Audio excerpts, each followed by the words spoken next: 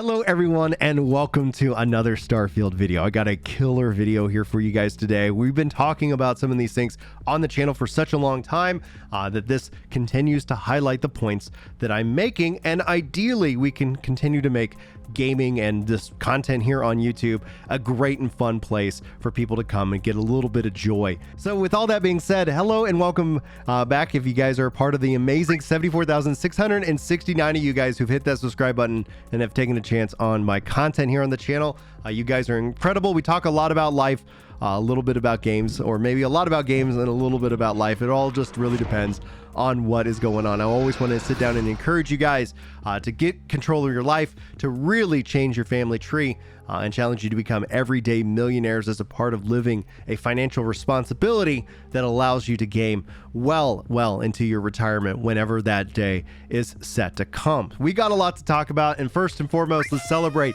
over 6 million players. As of this morning, Starfield tweets out, it has already surpassed 6 million players, making it the biggest Bethesda launch of all time. And this number is going to only set to grow, especially as the salt farmers over on the internet continue to dive in and promote this game. Negative promotion, positive promotion. In this case, it's all promotion because Bethesda delivered. They delivered a Bethesda game. That's not saying that you might like it, but every comment that you leave, every negative, positive post, like all of this just continues that drive, that engagement, which pushes it in the algorithm, which means more people can try it because Game Pass is the ultimate arbiter when it comes to risking any kind of money. So literally I've had people text me and say, hey, I'm going to try this on Game Pass. And I was like, that's a great option, because if it isn't the kind of game for you, well, there's no reason to go and spend the money. But if you end up enjoying it, you can either continue to be subscribed to Game Pass, or you can just purchase the game outright like I did.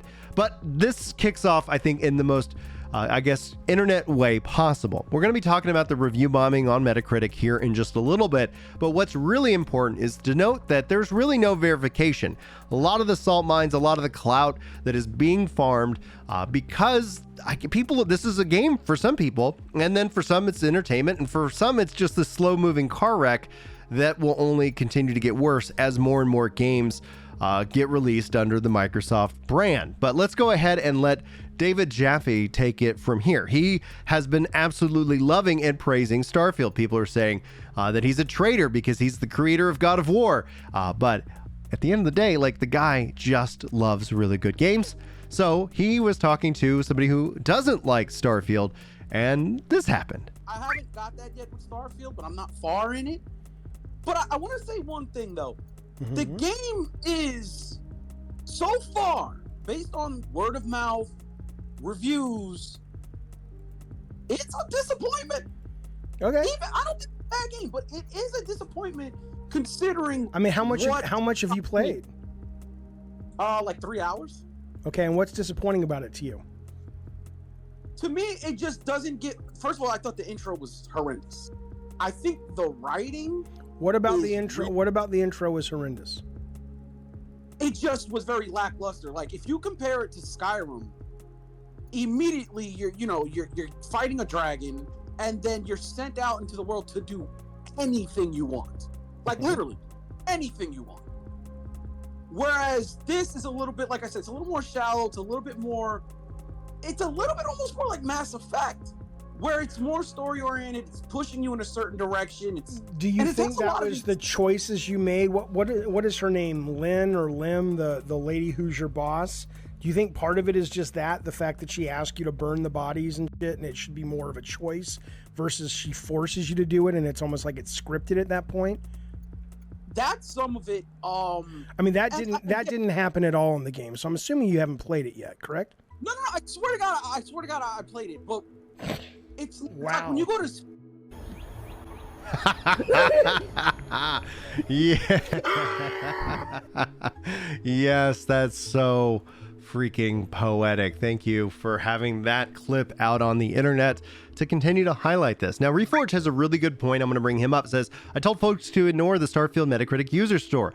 Metacritic makes no effort to stop review bombing because it's good for business. Verify purchases or it doesn't bother. And this is a fact. Like, he's absolutely saying the truth here. You don't have to like Starfield, but you have to like somewhat like I guess deep down understand that there's a game being played here, a game of influence. You'll hear me kind of rant about that from time to time, and being in a position that I want to make sure I call myself out. And that's why I highlight positive and negative comments here on the channel to also hold me accountable, right? There's always this incentive infrastructure that gets pushed on people. And so that could always be people. I can see how people can easily get corrupt, and I've called it out, and I've talked to small and large creators who have, in my opinion, been corrupted by access and by clout and things like that. Like, oh, and then ultimately they confess that they feel like they're in a prison, and I'm not looking forward to that.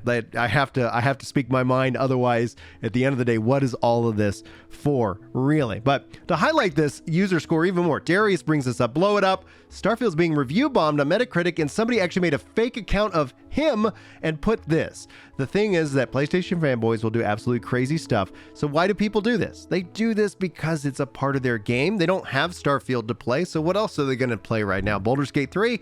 They should absolutely go and play that game. It's incredible, but it's also a multi-platform game. And this continues to highlight and I think showcase how like putting games away, keep locking games away is only going to lead to this. So we're going to see this immensely with Elder Scrolls 6. There's still PlayStation players out there who feel like the game will eventually come to PlayStation. And you know what? If it does, I will champion that. I will applaud that. I just don't see that happening until Microsoft has enough, I guess, in their wheelhouse that Sony has to come to the table and negotiate these kind of horse trades, because the industry has shifted, but we're still holding on to some aspects of the past that we hold on to fondly. I think if nothing else, at a minimum, I think the best thing that I would love to see Sony do is release their games on PC day and date. That would give more people the opportunity to play these games. Final Fantasy 16 is by far their worst offense that they could do, locking that away to just one console, no PC release. And you saw the same thing that we're seeing with Starfield happen there. It's not to say this is right, it's not to excuse it, but I can't stop the boulder from rolling down the hill. I can only critique the boulder on how it, rolls down the hill. And so the boulder sucks. And, there I said it. It's amazing. Anyway, let's get into a couple of comments. Ackman says, don't let the Starfield discourse distract you from the fact that these game publishers are starting to charge up to $100 to play these new games on their actual release dates. Inflation. The fact that the game prices have remained so low has been shocking, and they've been updating this for years. So this isn't a Starfield issue. This is going back years ago. I remember paying $130 for like a special edition. They want to have these upsells, these additional sells to help increase their profits, because these are profit-driven businesses. But there's no fixing that. That's where, in a way, Game Pass continues to come into play, and they're already upselling you quote-unquote early access, which is included in these premiums. It isn't something that we should celebrate, but at the same time, I guess a part of me is like, what can I control in this situation? And I can only control me. I can't control what these companies do. But Ackman makes a good point. If you guys are frustrated by prices, this kind of brings it all back around to what we talk about with financial responsibility, creating a budget, getting out of debt here at the channel. Ultimately, you need to do those things so that a price increase is something that you get to choose to opt into, not feeling pressured to do so or going into debt to do so. And those things can ruin your day. But we'll talk more about that in Class Dismissed today.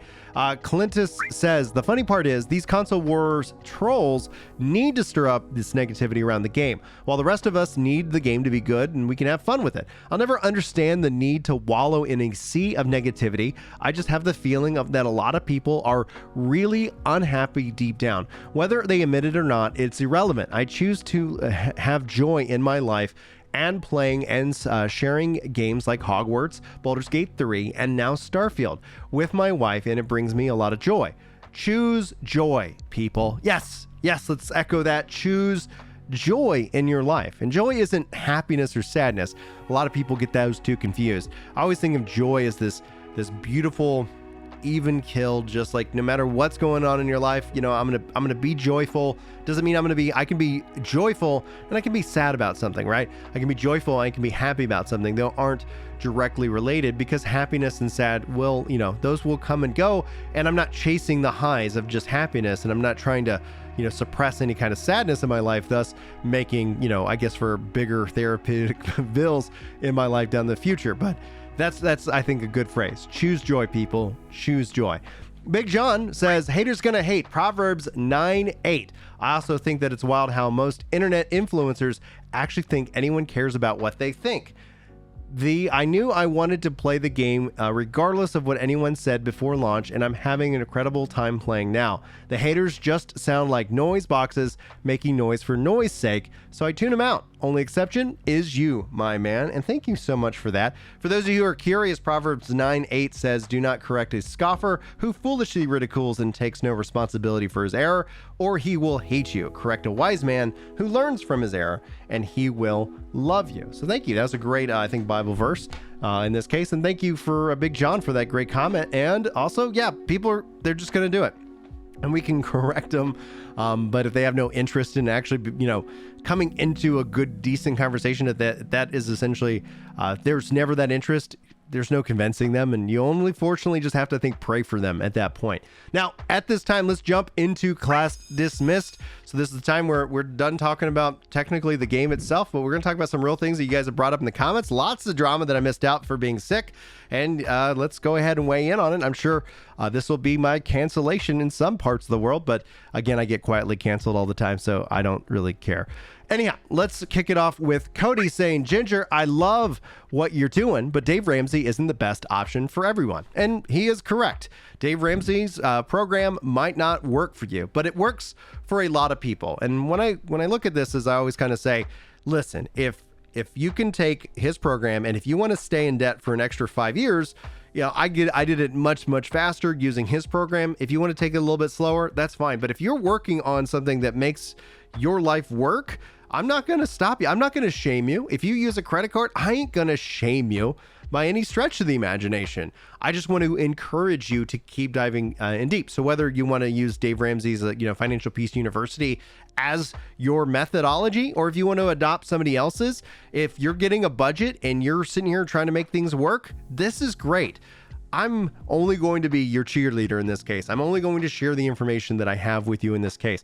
But yeah, that's why I want to highlight Cody, because he's right. It might not work for you, but if you haven't really tried it, you won't really know. And the numbers and the records and the track records show it works for a lot of people. It works for a lot of people. And when we look at the student loan and all the stuff kicking up, getting ready to kick up, there's, I think, going to be a lot of people who need a lot of help and they won't know where to turn. And unfortunately, while the strength of the internet is we get to communicate, there's also an overwhelming amount of information and it can lock people in analysis paralysis. Dave Ramsey's program worked specifically for me. Me and my wife paid off $100,000 in debt. We have been continuing to work and pay off the house, trying to work on paying off the house early, trying to build that wealth. And it is a program that works. It helps us communicate as a couple, which gives us the tools we need. So we're not necessarily always fighting about money. And that is what we got through going through Dave Ramsey's course. If it works for you, great. If it doesn't, if it puts you on the path to find something that will work for you, even better. And that's the whole point about it. But that's a really good point that Cody brings up. So I wanted to make sure you guys have that in your toolbox as well. Reaper Keat says, you could go extra hard paying off your loans, eating nothing but beans and rice, pay off your loans in 5 years, die the next day, and it would all be for nothing. The most logical thing to do is maximize your immediate quality of life, acquire real assets that you can lock, and the loans and the tool that costs associated with it. Having a real house to live in now is more valuable than the concept of being debt free. So Reaper completely misunderstands the concept of owning a house versus debt free. And the goal is that you can get a mortgage with the Dave Ramsey plan, and I have a mortgage. We're working on trying to pay it off early. And yes, I could die, and okay, that's the ball game.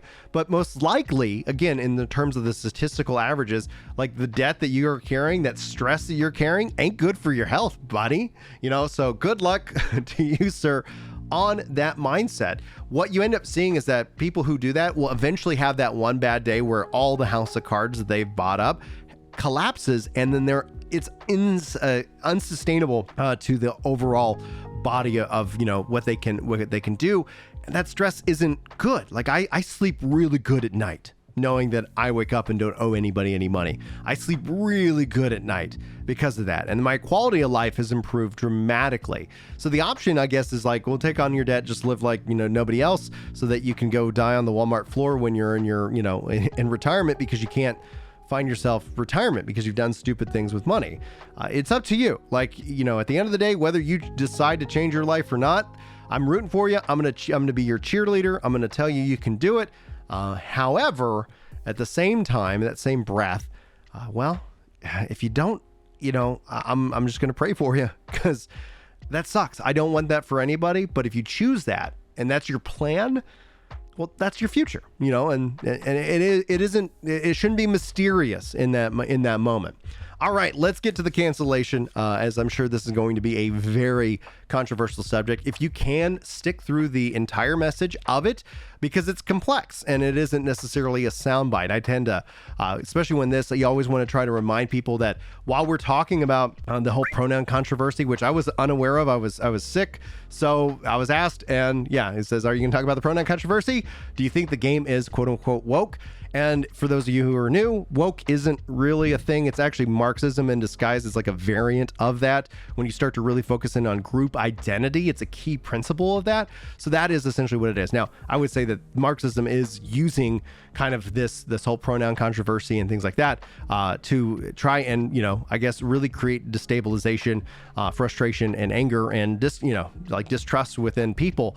But it's important to remember that while we're talking about group dynamics in this part of the video, there's real people on the other side of it who are hurting. And that is, you know, one of the things that you always want to approach difficult conversations with compassion and love. So here's what I think about all of it. I wasn't aware, but I watched it. And Heels versus Babyface Az isn't, you know, he's like from New Zealand, I believe. He, you know, had a frustration moment, and then he vented it online. At the end of the day, people are mocking him, and I have some complex thoughts about it. So let's get into it. So a lot of people think I'm anti-trans or something like that. I've been accused of all kinds of things in this regards because I'm Catholic. And I think I approach it always very differently. I'm also somebody who's been in theater, and my Catholic faith has exposed me to like all kinds of like racism. I'm very multicultural through my growing up, and then through theater. Obviously, I've got LGBT friends that identify in that way. I have always kind of held the, you know, kind of the foundational thing. It's like, yeah, it's, you know, I've always kind of held that you're an adult and I don't care what you do. You know, it's like in the privacy of your own home. It's just like all right, like I don't need to, you know, sit here and tell you how to live your life. If you came to me and were like, hey, Brian, I'm thinking about being Catholic, well, that becomes a whole different conversation. But for the most part, like, I'm not trying to impose my faith or my beliefs on anybody else. And I think that's essentially kind of where this all boils down. I see it very differently when it comes to like online, because like when you talk about like LGBT issues, in and of itself, you have this sense of like real conversation with people who are like interested in educating, you know, and like talking about their perspective. And I think that's good. More dialogue and conversation is what should be applauded. Online ends up taking it to a very cult-like way. So I would not identify as an ally in any stretch of the imaginations, because what that tends to try and be kind of combined with in the online cultish way is this mindset that you are either all in or you're all out. And I think essentially where I easily hit the all out phase of this is when it comes to anything with the kids. So it's like, as a parent, as an adult, I think one of the things that people completely miss when it comes to like children is just how easily influenced that they are. And this is something that you see if you live and have children, but a lot of the conversation doesn't even detail that. And so they'll think that you're saying that you're a monster because you're like, say, hey, leave the kids alone. But it's like, let the kids grow up and develop. We've seen social contagions before. Bulimia is a social contagion. It didn't exist until it was publicized, and all of a sudden people started kind of connecting with it to their own detriment. At the end of the day, when we talk about mental health in this country and we talk about the mental health of individuals, gender dysphoria is a real condition that people do suffer from. And those that have it, that I know, they say that they wish they did not have this. And I know it must be torture, and I know it must be nightmarish. And so I believe you need to love those people for who they are. And I'm not going to try and change those people, but there is a duty that I have, that we should have, to protect the children from that influence. And if you don't think it is influential, if you think that children have to be exposed to it, that's where you and I are going to fundamentally disagree. We're going to rub each other the wrong way.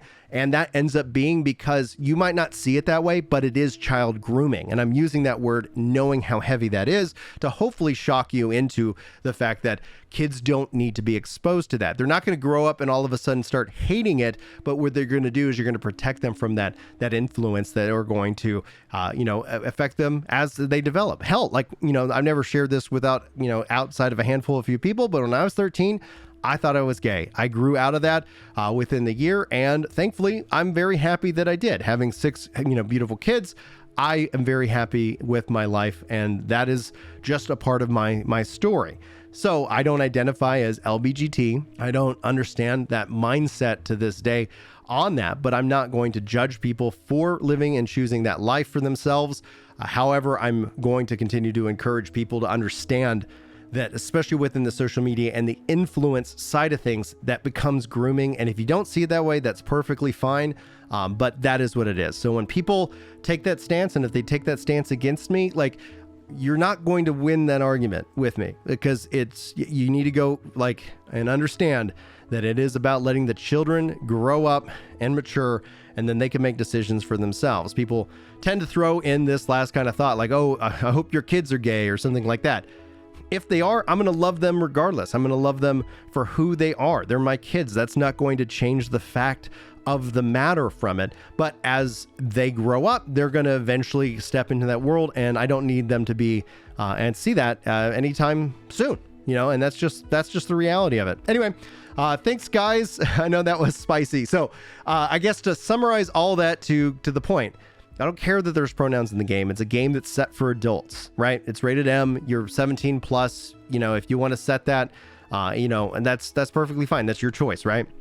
However, when it gets into the fact that this is that social contagion and that influence on gaming and kids will play this game, that's where parents need to be aware of it. And so things like this, things like Disney, things of the entertainment variety are absolutely a concern, and we should continue to call that out as parents to say, no, we're not going to support this stuff financially. So just get educated on the subjects at hand. I would say reach out to sources, especially within, like I say, Buck Angel is a really good source from the transgender point of view.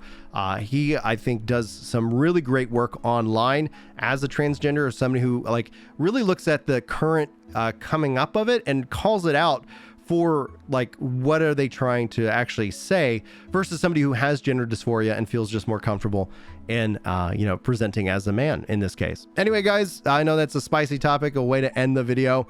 Feel free to always weigh in on what you think. Feel free to subscribe or unsubscribe, whatever makes you the happiest that you can be. And thanks for tuning in. Anyway, guys, until next time, take care.